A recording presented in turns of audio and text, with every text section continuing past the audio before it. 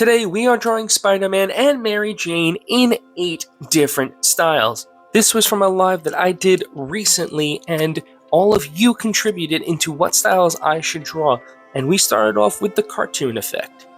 Now this is going to be a quick sped up version for what you would see in the live. I give a lot more details and a lot more questions answered. I did a couple of tutorials on how to get better at certain aspects of drawing, so if you missed that, you can always swing back to the live and check out what you may have missed. Now, let's get into the cartoon effect. Basically, we're looking for bold, simple colors and shapes.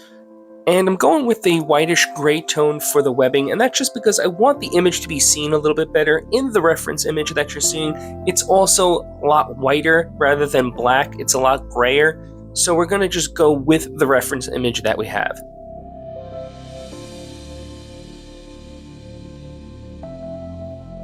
Now, it is important that when you're doing the cartoon effect at home is to have a consistent line weight. Now, what does that mean? When we look at Disney cartoons, for instance, they're much fainter line weight. But when we look at something like Saturday morning cartoons from Teenage Mutant Ninja Turtles or G.I. Joe, when we look at their outlines, they're much more bolder. So every cartoon is going to have a different styled medium for how they handle their cartoon outlining.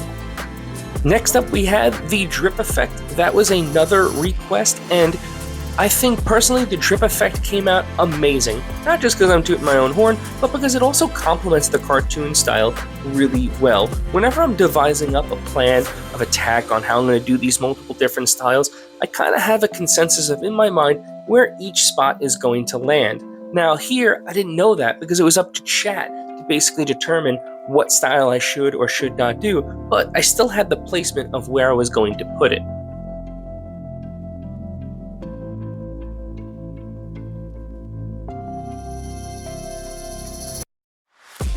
Now, as you're going to see, after we put in all of the line work, I do want to stress that once again with line weight, we want our little bumps to be thicker on certain portions and thinner at other ones. This will make the drips have a little bit more three-dimensional look and appeal. Now, when you're seeing the coloring done, you're going to notice that I left the webbing white, and almost stark white, and that's because I wanted this really strong illustrative approach to the drips themselves. They really jump off the page this way. If I made them black, they might have gotten a little bit lost, or the shapes might be a little too confused. So by leaving it white, you really get that strong drip representation.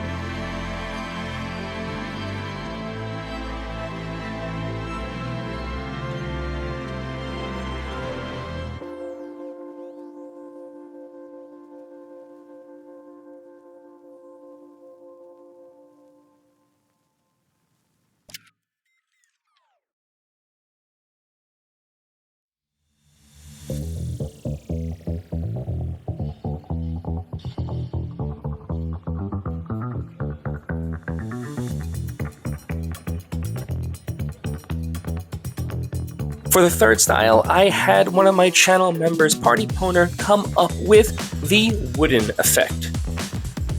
For those of you who might be a little unfamiliar with what the wooden effect is, essentially we are going to try to make it look like a piece of wood or a wood statue, whichever you prefer. I went with a little bit more of a cartoony approach and less a little bit on the artistic/realistic side, but that's just because I wanted to once again fit the whole vibe of what the image was so far.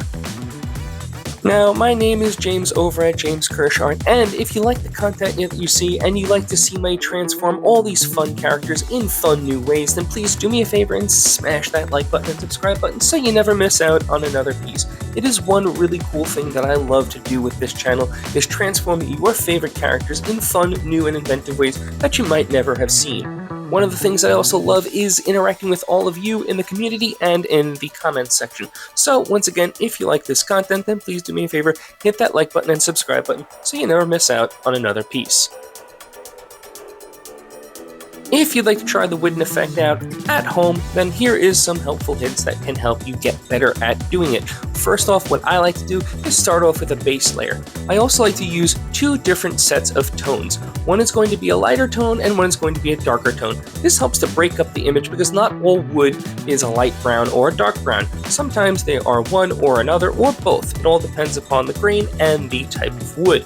Now, when we break apart the image and use all the little textures of swirling patterns throughout, that's how we're going to get that nice wood grain texture feel. How do we use that? By using alcohol markers and also by using paint pens in that fun little cartoon swirly style, but use it sparingly. We still want the image to show through that it is Mary Jane's hand and Spider-Man. Up next, we have one of the most popular recommendations in the channel, and that is the radioactive effect. And again, for those of you who are new to the channel, the radioactive effect is basically to make Spider-Man look like he's been hit with some radioactive rays. Maybe he's been fighting the Hulk a little bit too much and hit some gamma rays, and now he is radioactive. Now, for some of the nerds in the comments, such as myself, they'll be like, excuse me, radioactive waves and gamma rays are different. Yeah, I know, I'm just making a joke, it's okay. Now, all joking aside, in my last video I asked what was some of your favorite superheroes, and a lot of you have said not only Spider-Man, but also a lot of Hulk fans. I actually do like the Hulk, but I was also more of an Iron Man and Wolverine fan and Spider-Man fan growing up. I don't know, maybe I just love the retractable claws, but yeah, call me simple, but Wolverine, he was the man. Now, when you're trying out the radioactive effect for yourself, do take heart that you have to add both yellows and greens of all different blends to try to get it that soft radioactive hum and glow. I go more with that vintage 1950s, 60s sci-fi feel, but that's just me. If you want more of a modern feel, I would say go more with the green, but I like popping in those yellows. It adds that nice little extra quality. Next up, we have something that I actually didn't have one of my little cards for, and that is the neon or glow effect. Now, this is kind of a little bit on the simpler side of effects, but just because it's simple does not mean it doesn't come with its own little problems. One thing you want to make sure is, I always love to do, is make sure you re-outline everything in a nice bold way. That way when you're adding your paint pen here, it comes out a lot easier to see after you've applied your black. Now, once you add your first layer, do add a second base layer after about 5 minutes of it drying over the top. That way it brightens up that color and really makes that paint pen pop off the page. Now, after you've done that, another easy way to do it if you don't have all of your paint pens is use a colored pencil. By using the colored pencil faded around the edges, that's how you'll get that nice soft glow of the neon sign. Then all you need to do is take a paint pen or a little gel pen and add just a little sparing amount of white in certain spots to give it that nice sign that pops off the page. Next, I had another membership request, and that was from Artist for Life, and he wanted me to do a realistic grayscale, but he wanted me to only use inks if I had it. So, of course, I have a whole bunch of these really cool ink brushes that I use to kind of get it as realistic as I can. Now, I'll leave that up for debate between you, the chat, if you think it was realistic or if you think it needs a little work. But I'm always up to honest interpretation, so let me know what you guys and gals think in the chat. So if you're finding out that you're having a hard time drawing realistically, or if you're wanting to increase your realism game, then here is a really good technique that will help you get better at that, and that is by trying grayscale. Take an image, no matter what image it is, and then on your computer, or if you can print it out as a grayscale effect, you'll be able to see the values of everything that you're drawing. You won't have to worry about your brain thinking about color. Is it more red, yellow, orange, or whatever? Now you're just seeing the values, and there is a lot to learn from seeing the values. Some of the best artists in the world work purely in grayscale because they can take the time to get all these super beautiful textures down on paper, and it's a really great way to train your eye to see all those details that sometimes when we get a little bogged down when we think about all the nuance of color. Now we are at the 9-minute mark in the video, and if you're still with me, let me know, how pumped up are you to see the new Doctor Doom movie, as we head on over now to the X-ray effect. And for this, because in the live I wasn't able to do the realism side, I decided to give this section a little bit more attention to detail in my coloring. Because, well, at this point I was 3 hours in almost in the live, and the phone was starting to fade pretty fast. The realistic side took me about an hour and a half to 2 hours. There was no way my phone was going to hold out. So I decided to give this one a little extra TLC, a little bit more detail than I might normally have. One of the things that I really love about the X-ray effect and a lot of the effects that I do is that you can basically make them as cartoony or as realistic as you want. They really play into the strengths of the artist. And again, I am going with the white in the webbing, and that's just because when we apply the X-ray over the top, I don't want it to get too muddled or muted with the black bands that I'm going to kind of draw across the top for the X-ray effect. I just think it works. Maybe it's a W or maybe it's an L. I'll leave that up to you guys.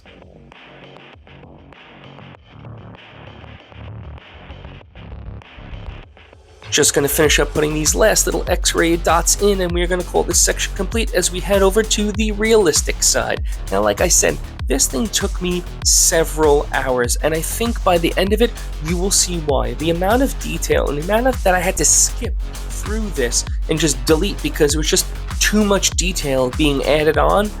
Yeah, I mean, I had to just basically not edit it, or else this thing would go on for almost 20 minutes of just flash forward of continuous little micro details. It took a painstaking amount of time because that is what realistic and realism art is about, the attention to the minute details. So I use alcohol markers to kind of add in all these little intricacies in the fabric. Some people will use color pencils and go for hyperrealism. I genuinely don't have the mental fortitude to do that. I used to when I was younger, but I'll admit it, as an older guy, it's just to sit there and grind in a little section for an hour with colored pencils. It's just, yeah, it mentally will chew you up and spit you out. Now, for some artists, they live and breathe in the details. Me, I like the quick movement of a piece, and that's just up to the artist. When you develop your style and you get better at art, you'll have a better fundamental understanding of what you like as an artist.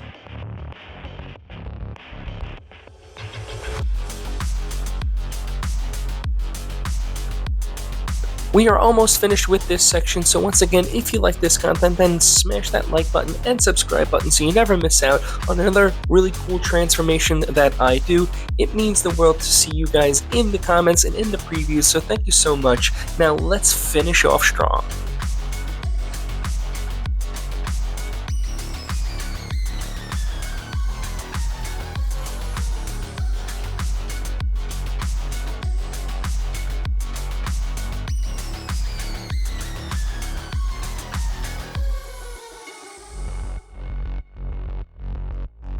As you'll notice, when I'm adding these color pencil work in, I'm not just using white, I'm using some yellows and some whites to change up the value of the shades throughout the face. It is important to think about not just value of white, but also yellows and reds and deeper hues to give it that little extra push. And just like that, we are finished. What was your favorite piece? This was a really cool combination, and I absolutely love to see you all in that chat. Thank you for stopping by, and I'll see you all in the next video.